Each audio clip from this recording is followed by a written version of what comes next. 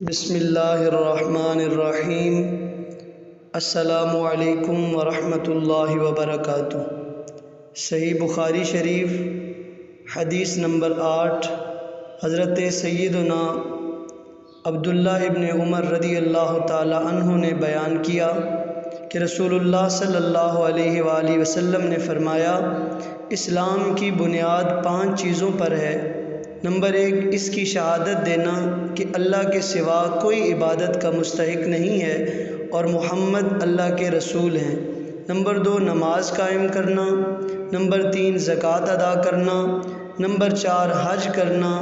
اور نمبر 5، رمضان المبارک کے روزے رکھنا۔ اللہ رب العزت کی پاک بارگاہ میں دعا ہے کہ وہ ہمیں ان 5 اسلام کے بنیادی اراکین پر کما حقہ عمل کرنے کی توفیق عطا فرمائے۔ آمین ثم آمین۔